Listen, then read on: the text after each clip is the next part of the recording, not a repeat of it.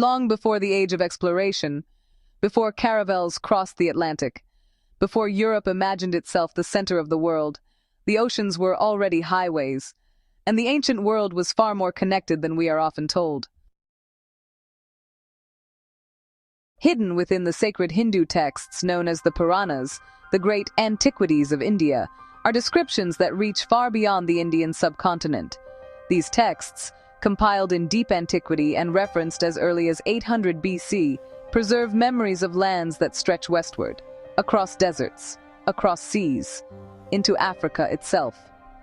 They speak of a mysterious place, the mountains of the moon, a distant range rising near the sources of a mighty river, a great lake region at the headwaters of the Nile. The Puranas call this land Amara, a name that echoes through history in regions north of Lake Victoria. For an ancient Indian tradition to describe the Nile's source, long before modern European expeditions, raises an extraordinary question. How did they know? The texts go further. They speak of a people known as the Men of the Moon. In East Africa, near the Great Lakes, lived the Wanyamwezi, long-distance traders of the interior. The word Mwezi means moon. They were known for crescent-shaped ornaments worn at the throat, symbols of identity and trade, coincidence, or memory preserved in myth. For more than 2,000 years before Roman voyages reached India, commercial contact between South Arabia, East Africa, and the Indian subcontinent was already thriving. Seasonal monsoon winds made it possible. Sailors understood their rhythms. Ships moved like clockwork between continents. Spices traveled west, gold traveled east, ideas traveled everywhere. Along the Red Sea, trade flourished between Israelite merchants and the kingdoms of Sheba and Cush. Biblical references speak of lands beyond the rivers of Nubia, regions that connected northeast Africa with Arabia and beyond. But these routes did not end there. Indian merchants were present in these same waters.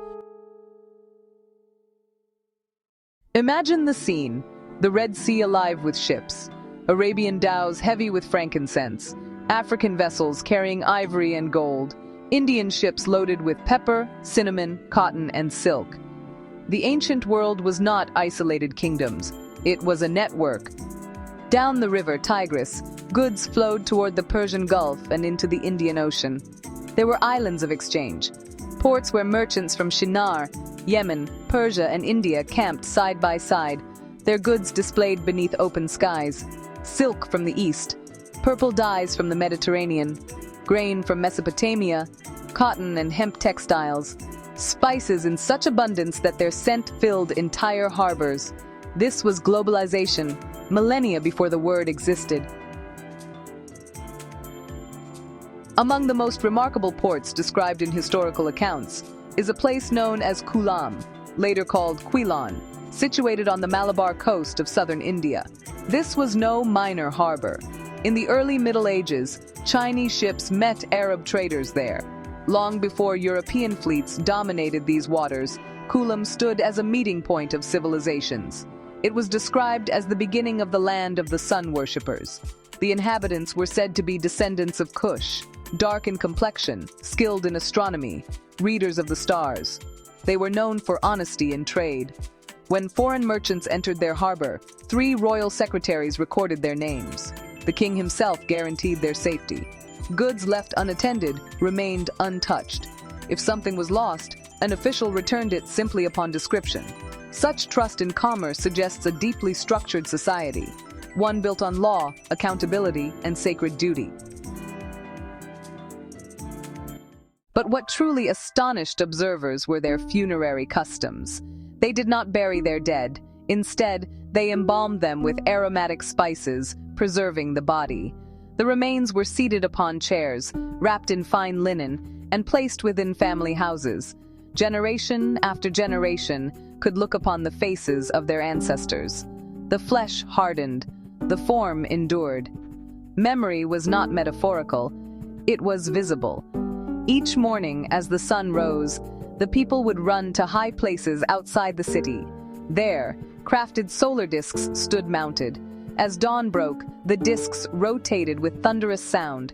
Men and women lifted censers of incense toward the rising sun. To outside observers, these were superstitions, but to those who practiced them, it was cosmic order, honoring the source of life. And among the inhabitants of this region, scattered across its towns and harbors, lived several thousand Israelites, black in appearance, described as benevolent and faithful to the law of Moses. Their presence reveals something profound. Jewish communities were not confined to the Mediterranean world. They were participants in the Indian Ocean trade network, integrated into societies stretching from Africa to India. This aligns with broader historical evidence. Jewish merchant communities appear in Arabia, Ethiopia, India, and beyond. Trade routes carried not only goods, but faiths, languages, and identities. The Indian Ocean was not a barrier. It was a bridge. For centuries, monsoon winds powered a circulatory system of commerce linking East Africa, South Arabia, Persia, India, and even Southeast Asia. Ports rose and fell in prominence. Kulam thrived, then later declined as Calicut, Goa, and eventually Bombay grew in importance. But long before European empires redrew the map, this interconnected world already existed. It challenges modern assumptions. We are often taught that Africa was isolated, that India was distant, that ancient civilizations developed independently until discovered. Yet the evidence suggests something else entirely. Shared terminology, parallel traditions, maritime technology, trade goods found thousands of miles from their source. Even the knowledge of African geography embedded in Indian texts hints at maritime intelligence networks far older than commonly acknowledged. Were Indian sailors reaching East Africa directly? Were African intermediaries carrying information across generations? Were Arab merchants the connective tissue binding the system together? Most likely, all of the above. The world of antiquity was layered, complex, and global in its own way. And perhaps most importantly, it was cooperative. Commerce required trust. Trust required shared codes of conduct. And across oceans, civilizations developed mechanisms to ensure safe exchange. Kings guaranteeing foreign merchants, officials recording names, religious communities embedded within trade hubs. This was not chaos. It was structure. When we examine the ancient Indian Ocean world, we see something remarkable. A pre-modern, global economy. An Afro-Asian sphere of interaction that thrived long before European intervention. India knew Africa. Africa knew Arabia. Arabia knew Israel. Israel knew the roots of the Red Sea. And through these channels flowed not only spices and silk, but cosmologies, rituals, and collective memory. The mountains of the moon. The lake called Amara. The men of the moon. The sun worshippers of Kulam. The Israelites of the Indian Ocean. Fragments of a larger story. A story that reminds us that ancient civilizations were explorers, not in the colonial sense, but in the commercial, spiritual, and intellectual sense. They mapped the world with wind and stars. They built relationships across continents. They preserved knowledge in scripture, in trade logs, in oral tradition. And though empires rose and fell, though ports declined and new ones emerged, the memory of that interconnected world remains embedded in texts, traditions, and the cultural DNA of entire regions. The ancient world was never divided the way we imagine it. It was bound together by monsoon winds, by shared harbors, by trust between strangers, by merchants who understood that beyond the horizon was not the unknown, but opportunity. And perhaps the greatest revelation of all is this. Globalization did not begin in the modern era. It began when the first sailors learned to read the wind.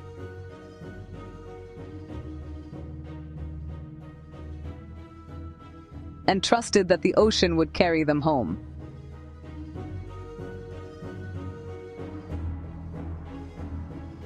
Please like and share the video to support the channel. Subscribe for more videos on Forever Blessed History.